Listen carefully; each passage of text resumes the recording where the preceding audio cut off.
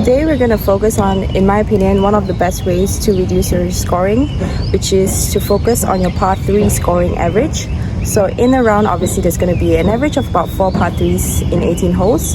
So if you can control these par 3s, I believe that it's going to help your score a lot, especially because in a par 3, mistakes are much more amplified because you only get one shot. So yeah, let's see how we did today on our par 3s.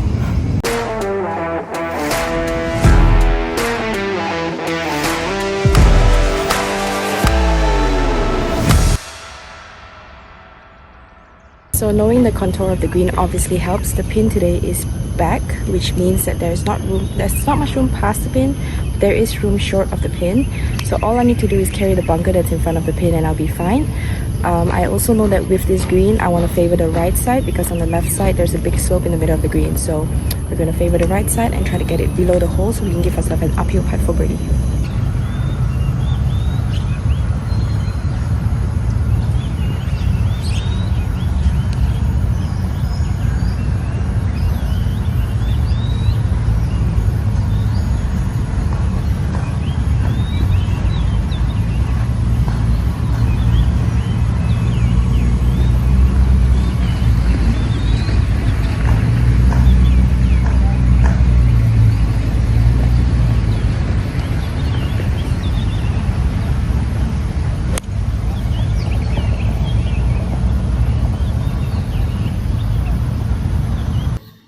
So looking at this green, you can tell big obstacles are the 2 front bunkers.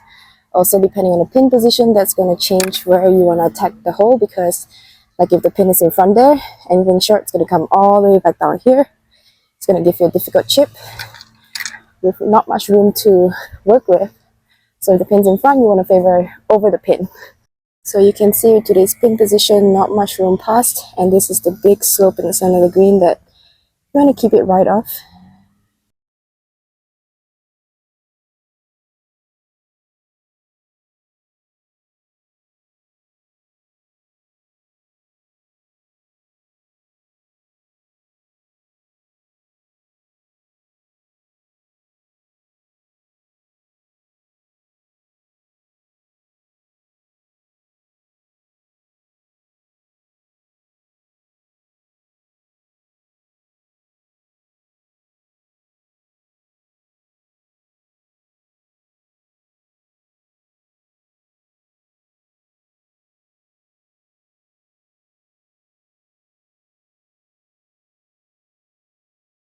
With par 3s, we will take a par any day.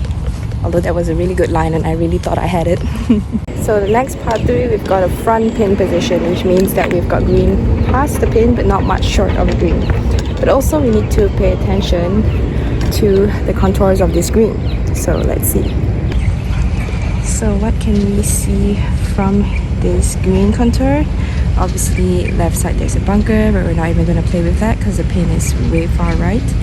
A little bit more that you can see is there's nothing on the right side, so being a little bit short right give yourself an uphill chip, which is not too bad. From the back of the pin there's a bit of a big slope, so if you're better at chipping than putting, you might prefer being short right than back left. So it really depends on your preference.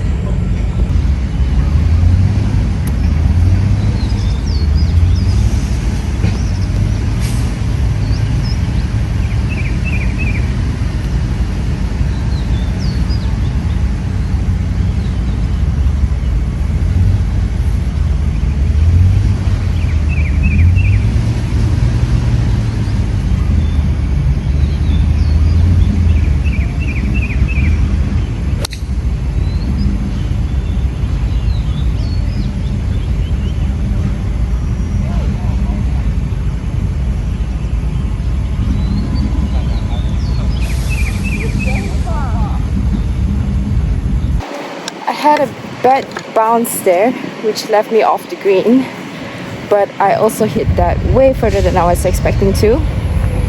It's 170 yards and I was hitting a 6-iron, so I thought maximum it would go is like pin high, and then if I missed it a little bit, I'll leave myself in that short right position that I was talking about. But I carried it like at least 5 yards past the pin, so getting some gains there.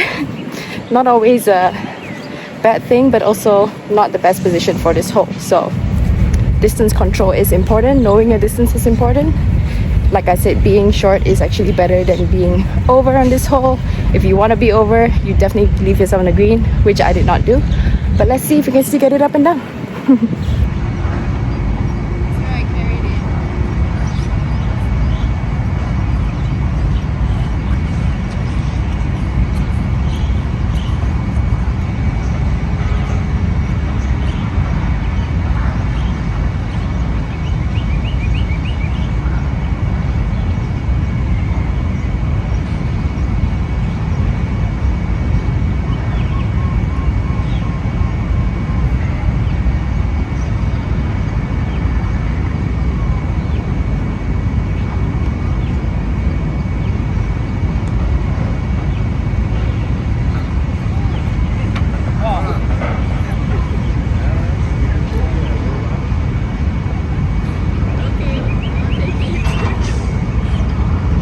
Well, that was an unexpected birdie, amazing chip, but you can see why past the pin right is a bad spot. That was not an easy chip. I obviously got a bit lucky there as well, but yeah, I'll take it. Need a bit of luck in golf. So 1 under as of now for my scoring average for today's par 3. Doing pretty good. So this hole, as you can tell, it's all about distance control. Direction wise, you've got like 50 yards wide green. The right side does have more green than the left. You can see there's bunkers on the left side, but you just have to make sure you have the right distance. So if you're not too confident hitting down the right side, I would definitely say help yourself by teeing off on the left side like my dad here is doing. That's going to open up the right side, whereas I'm going to tee off from the right side of the tee box, which is going to make me face more towards the left side of this green.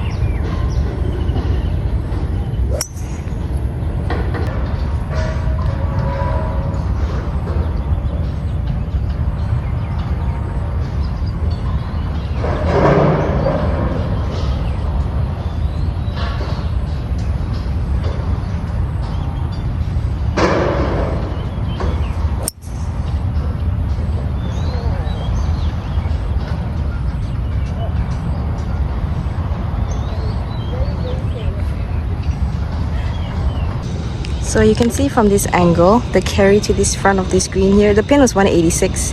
The carry there was about 177. Over there was probably closer to 170 because you can see this part's a bit further to carry. And then in order to reach the back here, it's about 194.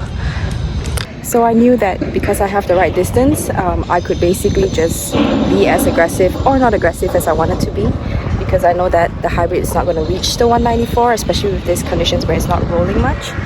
But I kind of pushed it a little bit and ended up on the right side of the screen.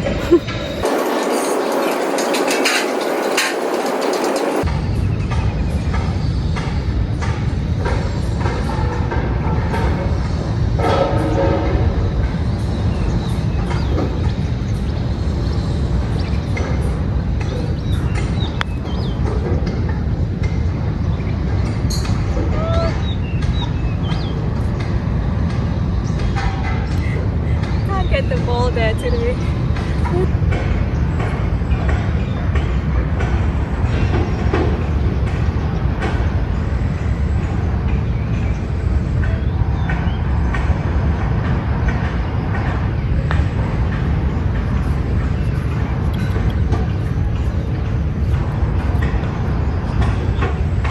So putting speeds aside, I've been struggling with the putting today because I keep putting it short.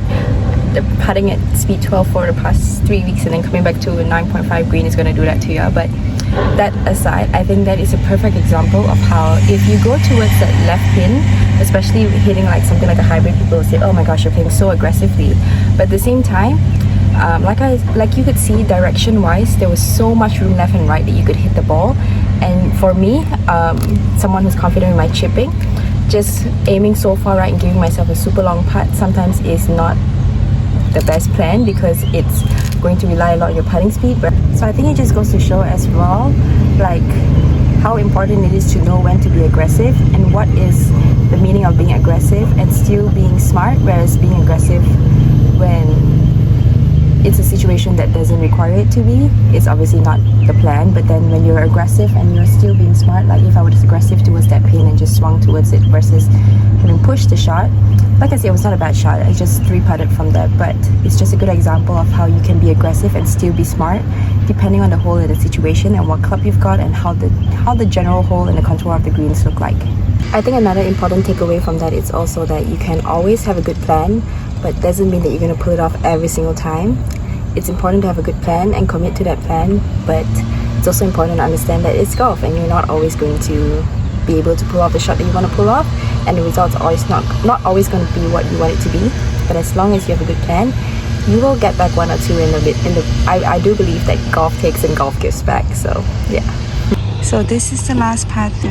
Again, you can see lots of green horizontally. Pin is again on the left side, but I don't know if you can tell. Here you definitely do not want to miss left. Anything short left is going to roll down that hill.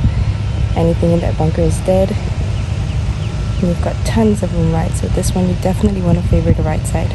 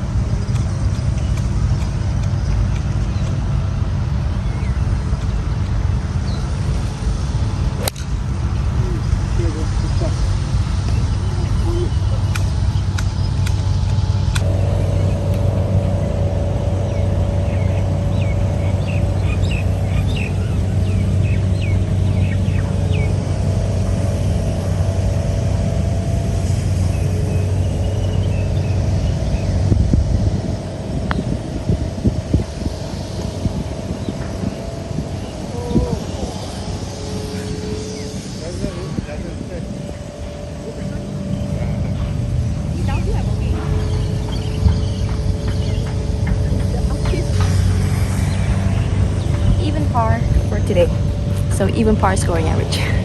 I'm actually very happy that they put the pin position there because it was the perfect comparison. The 2 par 3s, they were maybe like 7 yards in difference in distance. One was 187 and one was 179 if I'm not mistaken. But yeah, it was a perfect example of how the hole looks almost exactly the same. The pin in both situations were both tucked left, but one you could be aggressive with it and one you had to be quite considerably play smart for the second one, which was the hole that we just played. So yeah, it just shows that the hole makes a huge difference, and there, like I said, you need to know when to be aggressive and when not to be aggressive, and when you can be aggressive and still be smart, and be aggressive and not be so smart. Like the last par 3, if we had been aggressive and missed it anywhere left, that would have been a terrible position to be in, and it was almost definitely bogey. So I'm happy with that. We finished even par for the par 3s today, which you can't complain about.